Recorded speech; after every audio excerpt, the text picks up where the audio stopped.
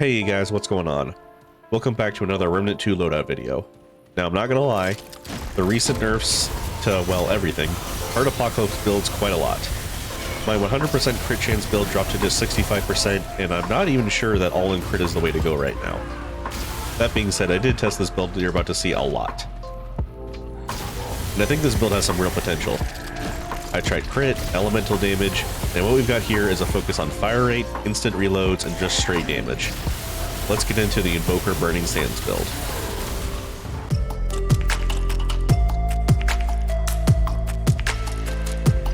Alright, first up we've got the archetypes. For the Invoker, we've got the Way of Ledusa skill. This applies Brill to our enemies, which increases crit chance by a whopping 5%. I know guys, they're being real stingy on the crit right now. But it also increases crit damage by 15%, which is nice. You can also pop this skill early to deal damage to all close range enemies, which is a great finisher or if you're getting swarmed.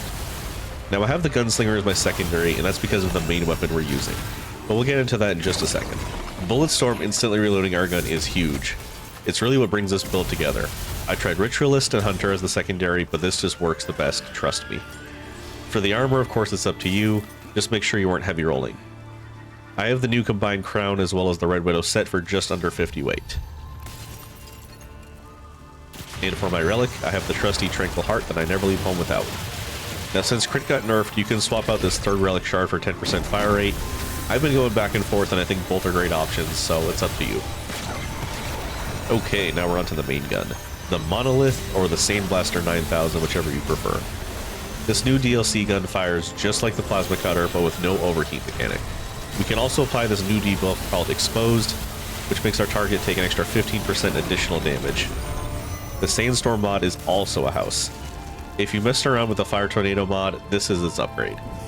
The Sandstorm does insane damage, lasts a while, and even moves to another target once it's killed the first one.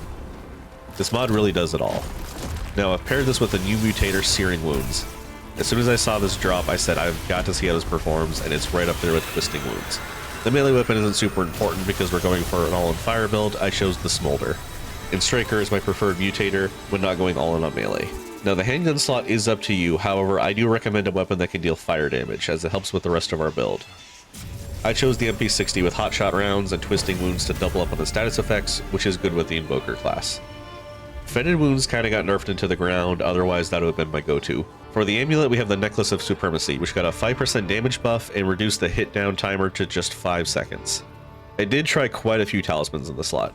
Talisman of the Sun just wasn't doing quite as much damage as Supremacy, despite being a fire build, and the Twisting Wounds plus Abrasive Whetstone was just feeling a little lacking. I'm telling you, the bleed crit build just got hit too hard. The first ring choice we have is a hugely synergistic one, the Token of Favor. This increases all damage and our crit chance against exposed targets, which is what our primary gun does already. The second ring is the Singe ring. Now I know this got nerfed as well, but the Firestone and other similar damage-based rings do less damage than this one. It's still a very good choice for fire builds, it's just not broken this time around. Third, we've got the Braided Thorns. This is just straight 10% crit chance now. I used to use the Atonement Fold, which also made you bleed to get some combos going there, but you guessed it, nerfed. Braided Thorns is just the next best thing right now. For the fourth and final slot, I actually have 3 recommendations. Xenia's Malice is good if you're hitting weak points. It's only 20% damage boost, but 20% is still huge. If you're in the Forgotten Kingdom DLC, you may have noticed a lot of the enemies have no weak spot or it's very hard to hit. If that's the case, I'd recommend Burden of the Gambler. I wouldn't have this ring on for say a whole story mode campaign, but it shines for this DLC.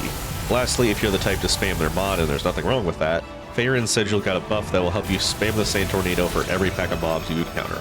I personally have no issue having my mod up for every other pack of mobs, but it's a fine third choice.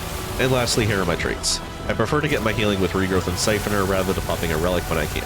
Also, Swiftness got a buff by combining the Wayfarer traits into one, as well as a general movement speed buff in the patch, so I'm all in on the quickness right now. I do want to point out here that there is a new ring called the Floodlit Diamond that grants 4% extra weak point damage in this build. I just haven't picked it up yet, but it is an upgrade over the Xenia's Malice.